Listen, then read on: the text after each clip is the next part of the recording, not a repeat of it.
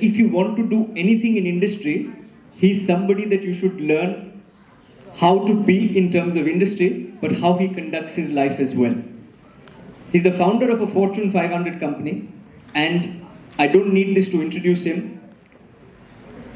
He is somebody whose products you would have consumed at some point in time in your life, and I'm pretty sure that you would be consuming today in your day-to-day life as well. He is best known as the chairperson of Marico, but I would like to introduce him as a man who does much more than Marico, because that is what he should be known for, and in large way is known for as well, through his Ascent Foundation and through the many philanthropic gestures that he does for society as a whole. It gives me great pleasure and privilege in order to be able to welcome who many on our advisory board keep telling me, saying, Rishabh, go and make sure that you meet him and you learn and take notes from him. None other than Mr. Harsh Mariwala.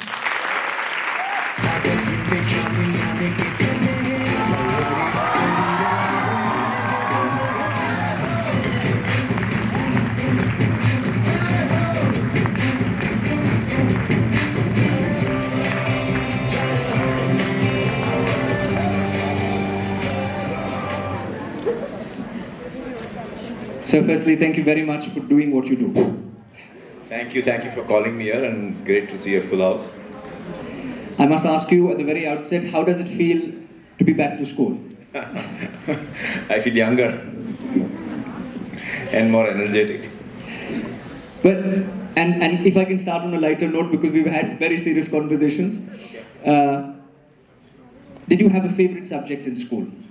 My favorite subject in school was, I think, maths.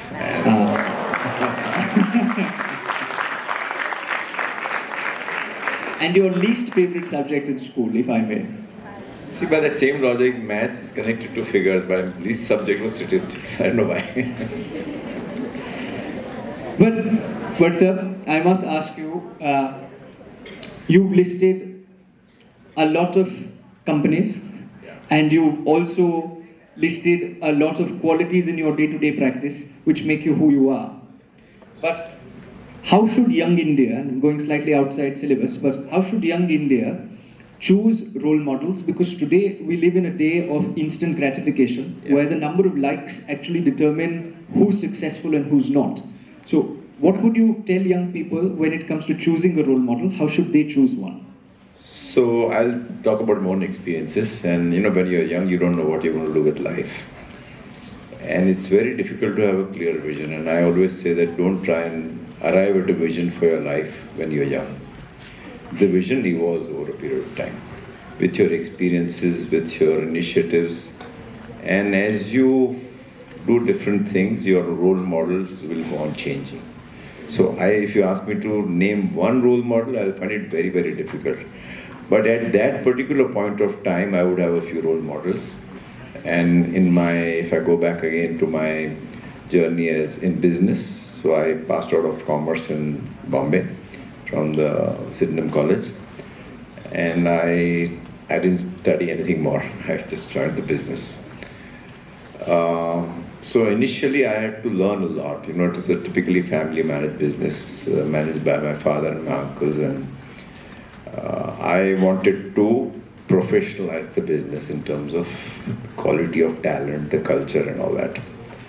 So, but I didn't know how to do it, so I had to rely on a lot of people who could help me. So in those earlier days, my role models were more to do with functional experts in marketing or HR, from whom I could learn. And as I learned all that, then I said, okay, now I have to learn much more about managing the whole business and what makes a good leader. So more generalists in terms of role models. So then I looked at businessmen who were very successful, CEOs who managed their businesses extremely well, innovators who did very good in their business, because I was very passionate about innovation. So the whole thing changed from functional experts to CEOs and innovators. And as the business grew, and I said, okay, I think at some stage in life you start seeing that, okay, I think who are the thought leaders who who could help you in your journey as a person. And I think then I started looking at reading spiritual leaders, talking, and just what is life all about. Ultimately, when you are young, you want to achieve things. You want to make a career. You want to make money, of course, which is nothing wrong with financially earning money. But at some stage, then you start asking yourself, what next? What next? So there is a saying that first 25 years of your life you should learn. The next 25 years of your life you should earn. And the next 25 years of your life you should give back, So at some stage in your life you want to ask, what is your purpose in life? Why are you on this earth, You're not there to just make money, you are to give something back. And that is the time you start questioning and you start defining your purpose in life, That what is your purpose in life? To me, my purpose in life is to make a difference to others. Whoever it is, whether it's some other entrepreneurs, as a father, as a grandfather, or as a friend, if anybody approaches me, by and large, I would agree to do something in terms of wherever I can make an impact. So then that's how, again, selecting role models from that point of view was again different, So it's differed with my own journey. But my advice to the students would be that don't be fixated on your future, let it evolve, because many times you may think that you are good at something, but at some stage you want to do something else, and your journey changes. And for most of us, start with some assumptions that you'll do this, but I think many of us pivot to something else based on experiences. What you said truly captures the mood of the country in a way, and I'll say this because I'm a cricketing aficionado. I will utilize a cricketing analogy and I will explain it that earlier we used to watch test matches and hope that we win in test matches. Then we used to watch ODI World Cup and we used to hope that India wins in the World Cup. And now how many of you are happy that India won the World Cup? And it was the T20 World Cup. So what I'm trying to elucidate, and so what you've captured so beautifully, is that at different stages of life, one will have different role models. But sir, if I may press you once again on that question a little more, in terms of asking you to elaborate, because I grew up in a generation where Rahul Dravid was the person that we used to read about in newspapers. He was self-deprecating. He was somebody who left most of the balls outside the off stump, as if I could use that analogy. But today, you need to hit a six every ball. And the flamboyant, flashy cricketer is the one that they look at. So it's of course very different from the last generation. How should they pick a role model in terms of when they decide saying, okay, so I would like to be like person A or person B? Or do you think that it's okay to pick anyone because there's something to learn from everyone? I don't think you need to identify one person, because I've always seen different individuals and what can you take from different individuals. And there is no contest for you to say that I want to select one. I would select maybe 2 or 3 or 4 wherever I get attracted to in terms of their thought process. And that search starts from, I think, reading a lot, inciting, talking to few people. Ideally, if you can meet that role model, nothing like it. But many times, many of the names, either they are no more or they are difficult to get. So I think go on exploring and don't be fixated on this is my role model. But try and capture things from wherever, through inciting, through meeting people, through reading, through internet searches. So it's a continuous process. I don't think one should get fixated. This is my role model for this time and then it will change to something else. I think the larger thing is your learning orientation, your curiosity in terms of your absorption. Whenever you meet somebody, even it could be anybody. It could be somebody on the street, It could be a vendor who's making a business selling pani puri. I'm just selling. But you can learn from each and every individual. Correct. So don't be fixated that this person has to be very high in hierarchy, but role models and learning, I think more important than role models, I would say learning is more important. Continuously show signs of curiosity, learning. I think that will make your life much richer, and that learning should never stop, irrespective of the age. At the end of your life also you should go on learning and go on asking questions, go on reading, and I think that's what will make your life much richer. And I think those people who are lifelong learners, I've realized that they are voracious readers. And they are people who essentially have the curiosity burning. But Yeah, many... but sadly the reading habit, I don't know about this lot of students, but it has gone down for whatever reason. I'm quite sad that it has gone down. I am just giving an example. Yes. About 3 years back on my own journey, and then it had a lot of learnings for entrepreneurs. If you want, how I started my life and how I started business, and all the learnings were very well captured through Professor Ramcharan, who was one of my mentors, you may call it, role models. But when I gave it to many of my friends, not interested in reading, we have given up reading. So it's sad that even in terms of what makes a bestseller, I thought, number of copies which it gets sold as a bestseller, you start a bestseller at something like 5,000 copies, which is ridiculous. Which when I wrote my book at that time, sir, I realized that when you sell 5,000 copies, it, like you rightly said, it becomes a bestseller, which is very sad and reflective of the society that we live in. But I would recommend that book very strongly, the one that sir has written to each and everyone who is an aspiring entrepreneur. And sir, talking about entrepreneurship, there's a huge difference between which, in a way, you've written about in your book as well. I use it very differently when I explain it to school children and to the team, the ones that listen to me. Of course, majority don't. But the idea that there's a difference between sharks in tanks and whales in oceans. Today we see Shark Tank, and we're quite enamored by Shark Tank. But I've, over a period of time, the good fortune of meeting people like yourself and learning and understanding that there's a massive difference. So to a person who's starting out in entrepreneurship and who aspires to do that, how important is it in order to build goodwill over building a goodwill? Sorry, I'm not able to understand the question, but what you're saying, how important is, how should one start business? Is that start business, and why is it important in order to focus on building goodwill rather than building a lot of capital and just money? Okay. So I think if you want to start, those who want to start a business, I would say there are 3 critical aspects. One is you need to find a strong right to win. It's a very highly competitive environment in terms of competition, and if you have a Me Too product, which is something similar to what somebody else is doing, your chances of success are going to be much lesser. You need to find some niche which is different, which could be innovative, which could be pioneering. It could be anything, in a restaurant, like suppose, see, Domino's came with a pizza chain based on delivery time. Of course, the pizza had to be good quality. So it could be different. I've seen restaurants where they employ disabled people. To me, that's a unique thing. It generates some degree of sympathy for people who go there. I've seen some restaurants where everything is served on through a railway and through a small, toy train.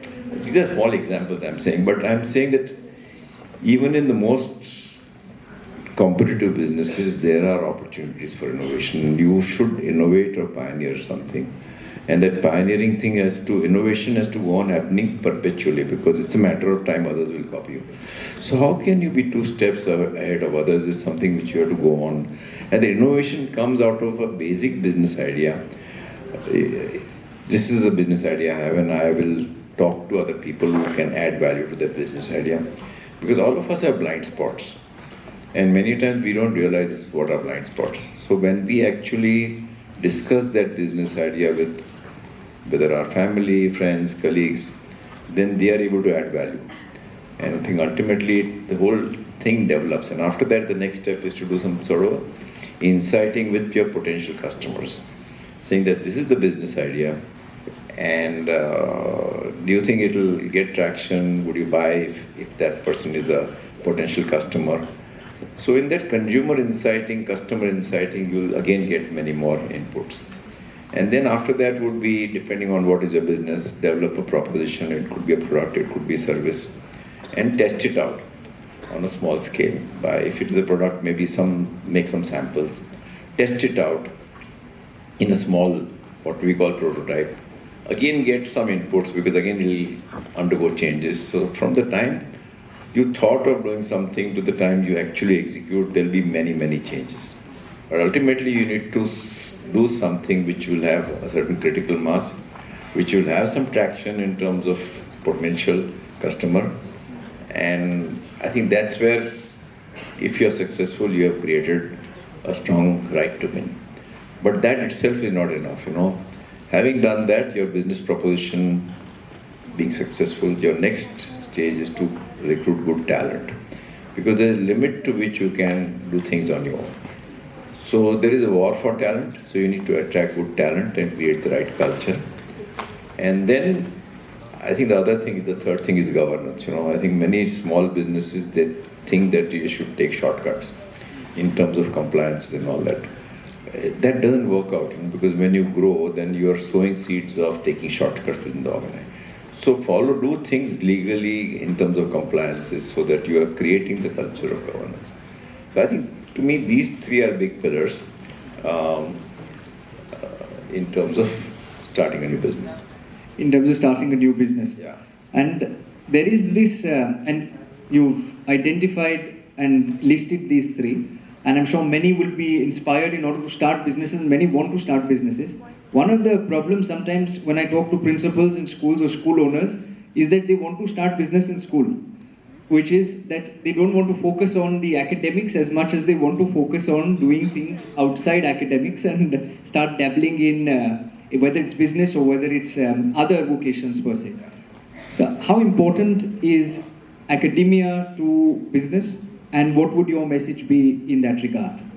So I think your timing today is very good, because yesterday evening I was with my granddaughter. She's 9 years old, and she's very much interested in doing a business. She watches Shark Tank with me, the US Shark Tank, and then she decided, Dada, will you invest in this? Why will you invest? Why?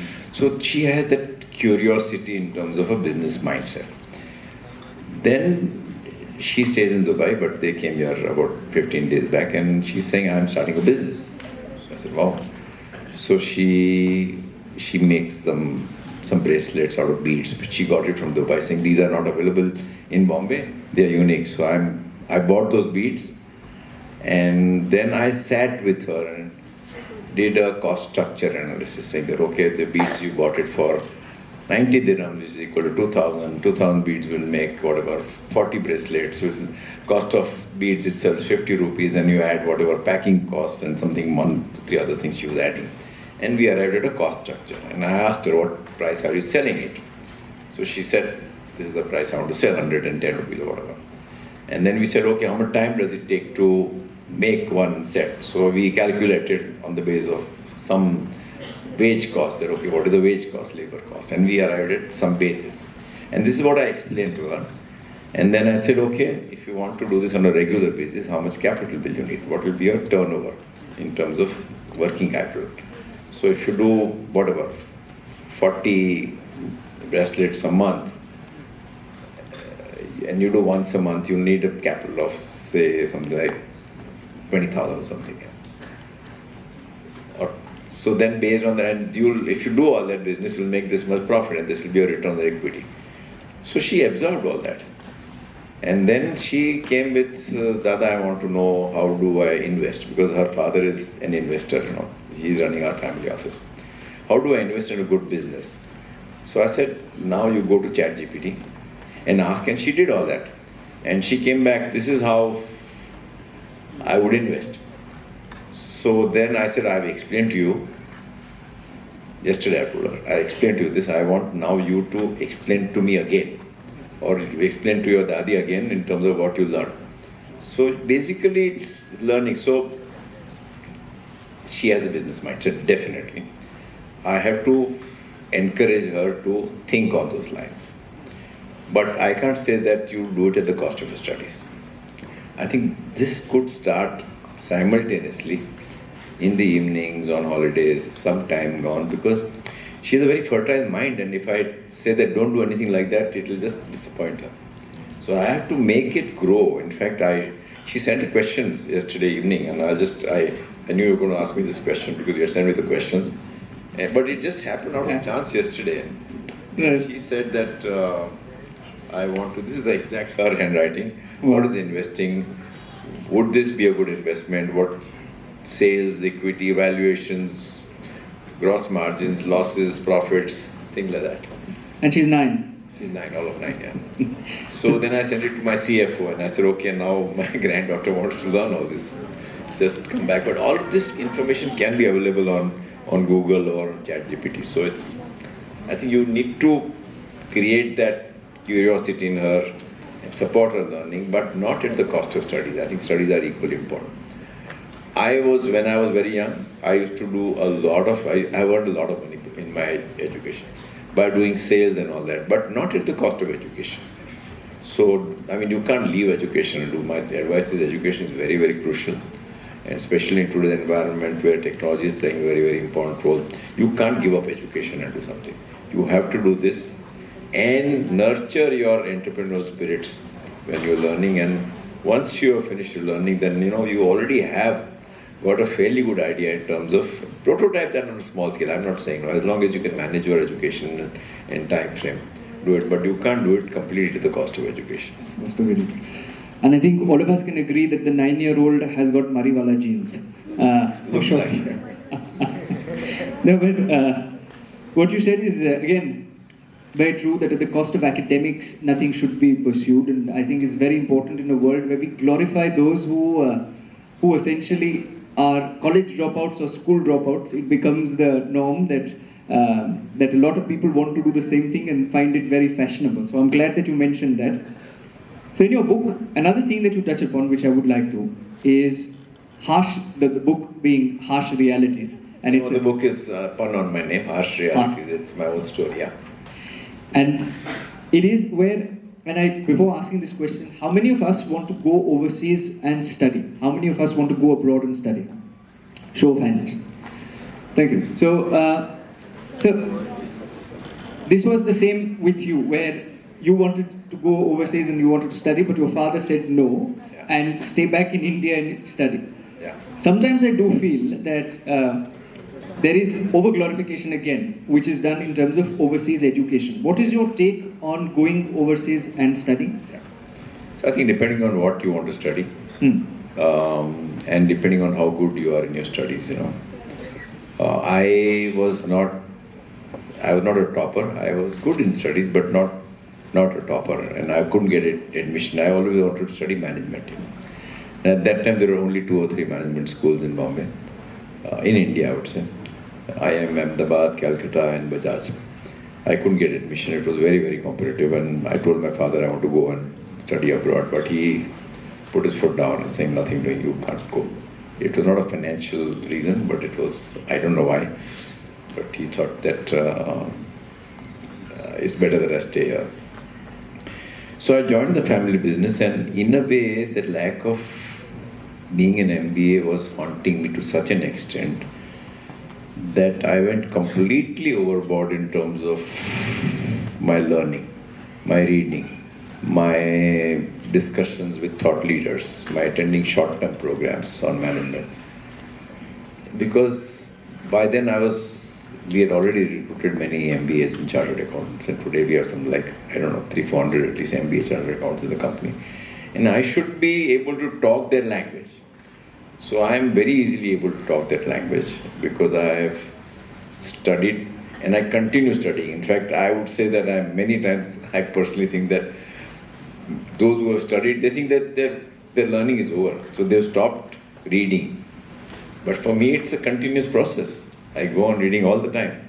So even the management theory goes on changing, depending on the environment, depending on the business. So my answer to you is, if you are doing something which is not available in India and you are very good at it, and I think this could be relevant for technology, led kind of education, you must do that, because that you can't do it. If you can learn it easily, then, I mean, depending on your financial situation, whether you should spend that, because it is quite expensive now. To study abroad in US dollars, it's a lot of money. So depending on, again, where are you getting admissions?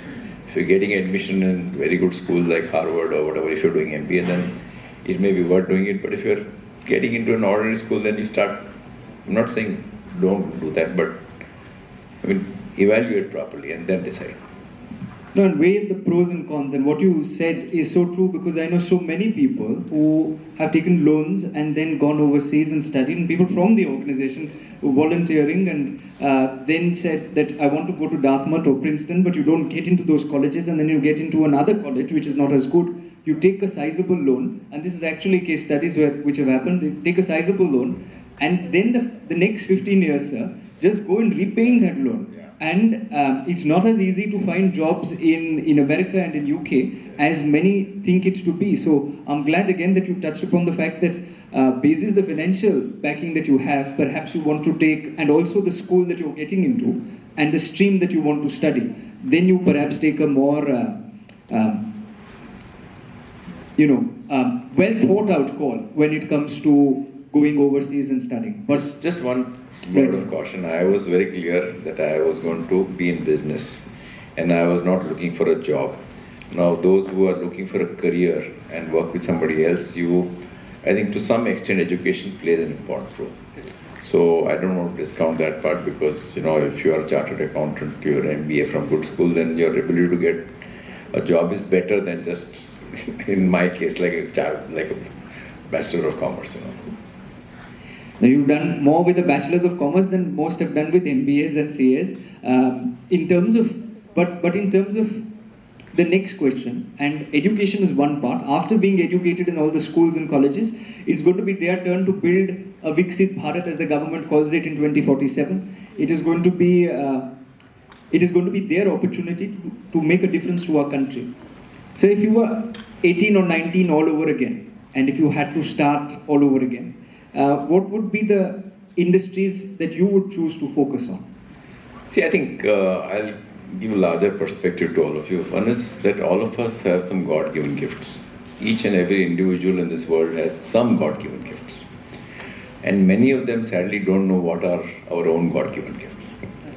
So the starting point for each of us is to identify what we are good at. What are our strengths? And all of us again have blind spots. I may be very good at something, but I have not realized that I'm so good at this.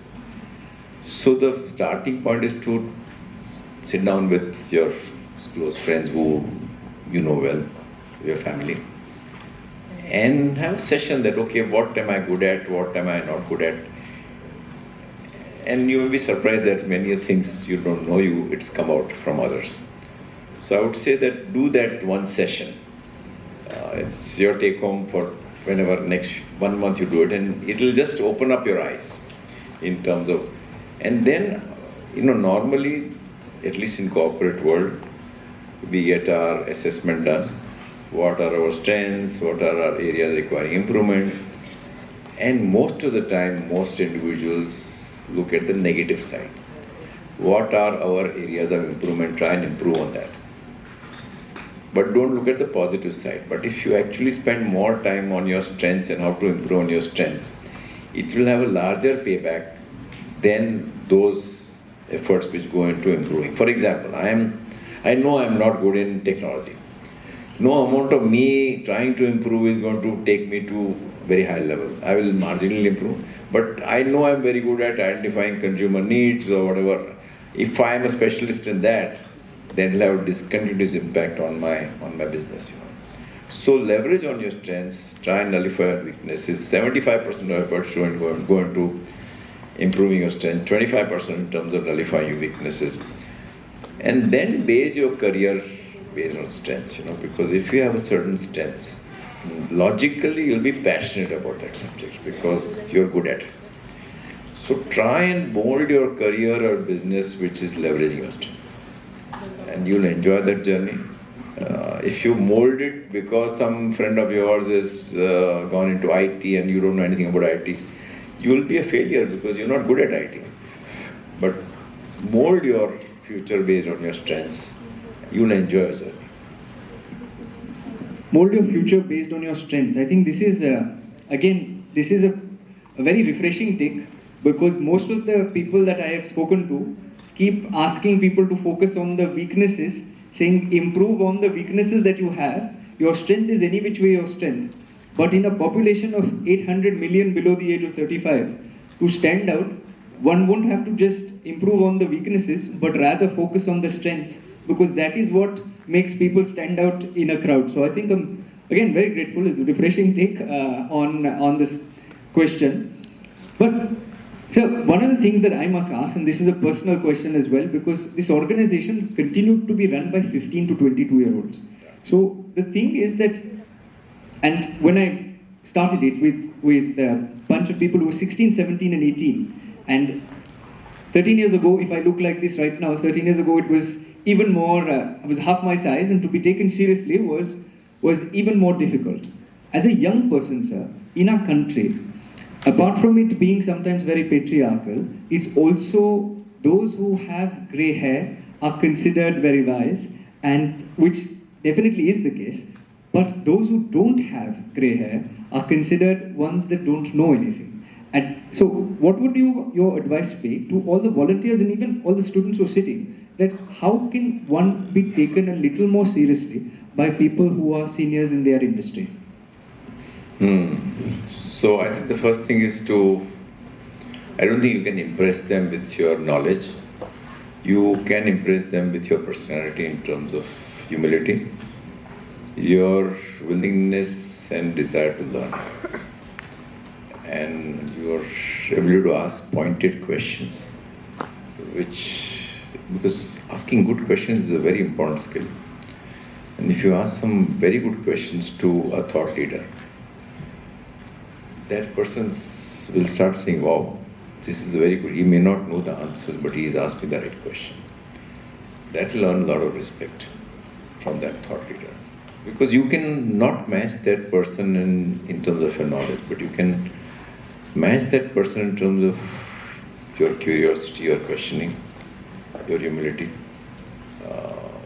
and the way you come out as an individual.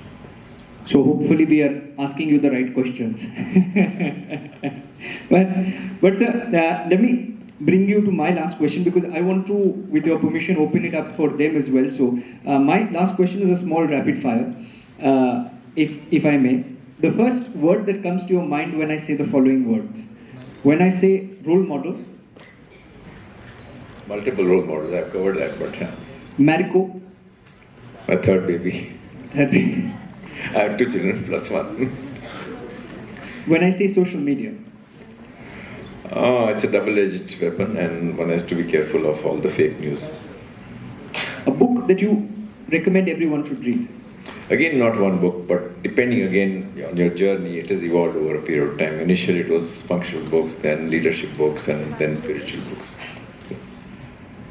When I say food, what's the first thought?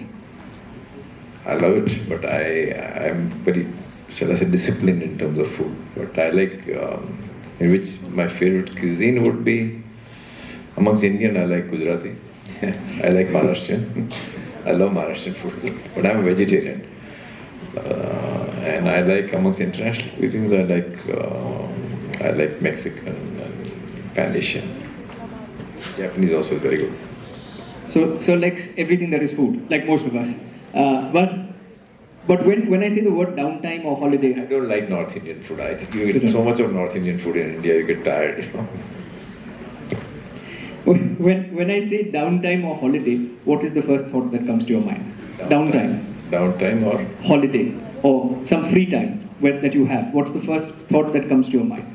I think do something differently, do workout, or to me physical fitness is very important. So I think always I spend a lot of time every day, about 1.5 to 2 hours on physical fitness. When I say youth, it's energy, curiosity. India. I think our time is yet to come, but let's not be in a hurry to say that we have arrived. Every time Indians, we always say that we have arrived as a country, but I think some way to go. And when I say this, the last one determines the hamper, which has a lot of parachute and a lot of other products. But when I say I.I.M.U.N, sir, what's the first thought? When I say the name of the organization, what's the first thought that comes? This is your first physical in-person experience. I think amazing thing you're doing is fantastic. I'm very proud. Sir, my late grandfather used to tell me this, and he used to say that, you know, a conversation with a knowledgeable man is better than reading 100 books. But, Rishabh, and he used to say this, but please make sure that you read the 100 books. Otherwise, the knowledgeable man won't have more than a 5-minute conversation with you. So, what Sir has today highlighted in terms of being a voracious reader, I think that is one of the biggest takeaways from the conversation. If you haven't read, and for anybody who's aspiring to do anything in the corporate world or anything in entrepreneurship, I personally would recommend Harsh Realities. It's an insightful and a refreshing take on many things that we see in social media, but from a very different lens. And through the experiences of the man, who is sitting in front of us. Today we had a little bit of technology and with the cell phone and a lot of wisdom from Mr. Mariwala. On behalf of everybody at I.I.M.U.N, thank you very much for doing what you do. Thank you very much. Thank you for coming. Thank you.